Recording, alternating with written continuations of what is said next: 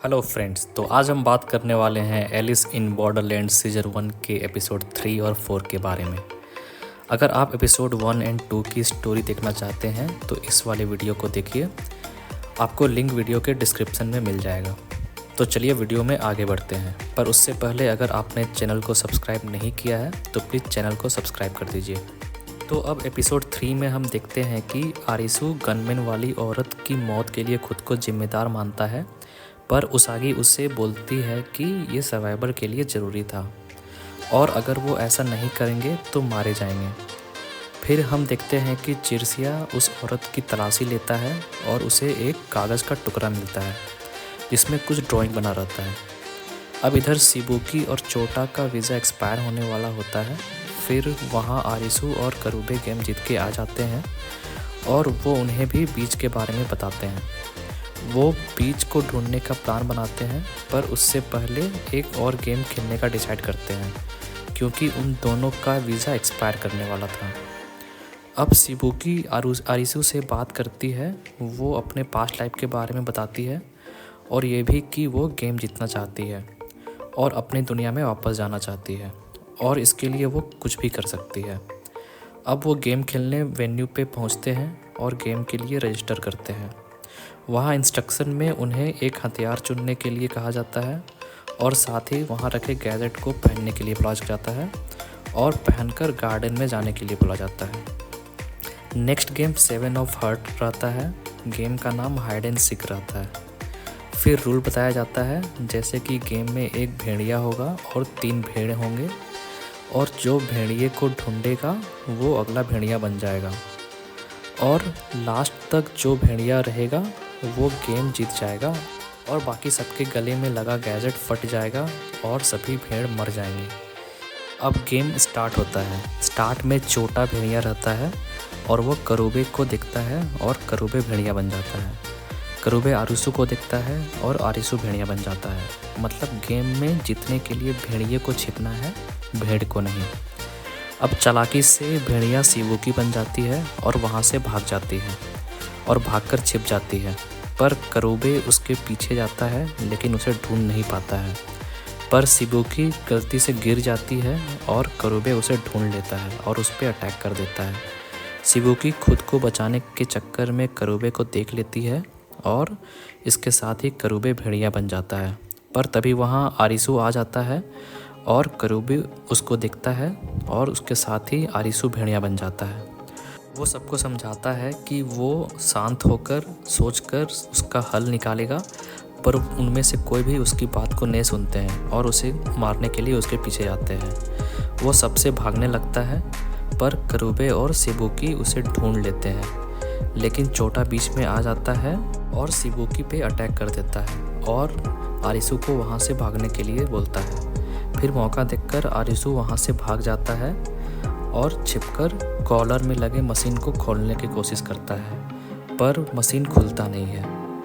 अब करूबे उसके पीछे जाता है, पर आरिसू को ढूंढ नहीं पाता है और आरिसू को एक्यूज़ करता है कि उसे बस खुद की परवाह है, दूसरों की नहीं। दूसरी तरफ गेम का टाइम भी धीरे धीरे ख़त्म हो रहा होता है।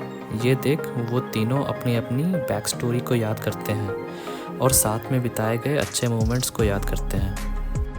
फिर आरिसू खुद को सेक्रीफाइस करने का सोचता है और गेम छोड़ने का डिसाइड करता है ताकि कोई और गेम में बच सके और सबको आवाज़ लगाता है, पर सभी छुपे रहते हैं। आरिसू उन सबको ढूंढने की बहुत कोशिश करता है, पर वो किसी को ढूंढ नहीं पाता है। फाइनली करूबे रिस्पॉन्ड करता है।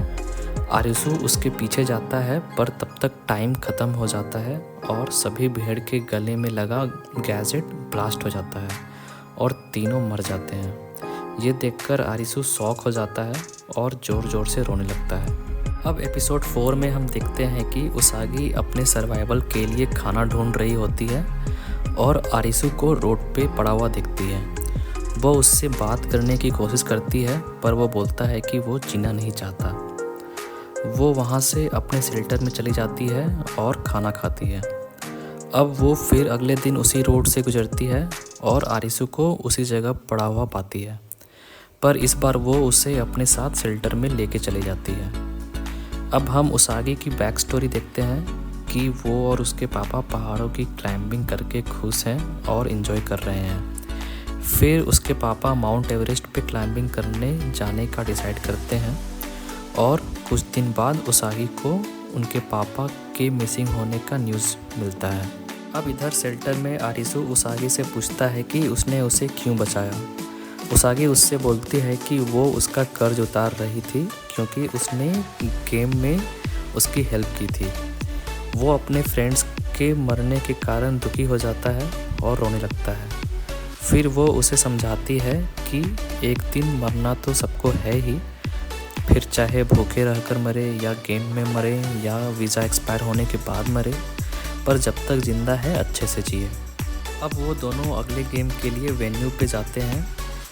गेम वेन्यू टनल के अंदर एक बस में रहता है। वहाँ कुछ और भी लोग रहते हैं जिनमें से एक का पैर फ्रैक्चर रहता है। नेक्स्ट गेम 4 ऑफ क्लब रहता है और गेम का नाम डिस्टेंस। इसमें दिए गए टाइम में मुश्किल को पार करके गोल तक पहुंचना रहता है। अब सभी गेम स्टार्ट करते हैं और रनिंग शुरू करते हैं, पर उनका एक मेंबर वहीं रुक जाता है क्योंकि उसका पैर फ्रैक्चर रहता है। वो दौड़ते दौड़ते 6 किलोमीटर दूर पहुंच जाते हैं और एक अंधेरे जगह पर पहुंचते हैं। तभी वहां अचानक से एक पैंथर आ जाता है और सब पर अटैक कर देता है। वो वहां से बच के निकलते हैं, पर एक मेंबर पैंथर का शिकार हो जाता है। अब वो बचकर आगे बढ़ते हैं कि उन्हें रॉयल एनफील्ड की बाइक दिखती है जिसमें डीजल भरा रहता है। वो उस डीजल का यूज़ करके बस को चलाने का डिसाइड करते हैं। फिर आरिसु बस की ओर जाता है और बाकी दोनों आगे गोल की ओर भागते हैं। अब आरिसु और बाकी दोनों अपोजिट डायरेक्शन में जाने लगते हैं। फिर हम देखते हैं कि आरिसु के डिस्टेंस घटने लगती है और बाकी दोनों की बढ़ने। अब वो दोनों दौड़ते हुए लास्ट पॉइंट तक पहुंच जाते हैं और इधर आरिसु भी बस तक पहुंच जाता है। अब हम देखते हैं कि ब्रिज से धीरे धीरे पानी बहना शुरू हो जाता है और फिर अचानक से ब्रिज फट जाता है। दोनों वापस से बस की तरफ भागने लगते हैं। उसी बीच एक और मेंबर मारा जाता है। वो ज़्यादा भाग नहीं पाता है और पानी का सैलाब में बह जाता है। अब पानी का सैलाब उसागी की तरफ बढ़ता है और उस तक पहुंचने ही वाला रहता है कि तभी आरिसु वहां बस लेकर आ जाता है और उसागी को बचा लेता है।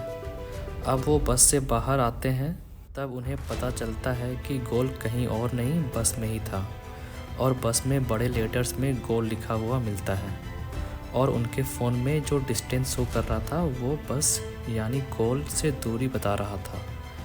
अब आरिसु डिसाइड करता है कि वो गेम के मास्टरमाइंड को ढूंढेगा और उससे अपने दोस्तों का बदला लेगा। फिर वो उसागी के साथ मिलकर बीच को ढूंढने का प्लान बनाते हैं और आगे के गेम साथ में खेलने का डिसाइड करते हैं। तो ये थी एलिस इन बॉर्डरलैंड सीज़न 1 के एपिसोड 3 और 4 की स्टोरी। अगर आपको मेरी ये वीडियो अच्छी लगी तो वीडियो को लाइक कर दीजिए और इसके आगे की स्टोरी जानने के लिए चैनल को सब्सक्राइब कर दीजिए। तब तक के लिए धन्यवाद।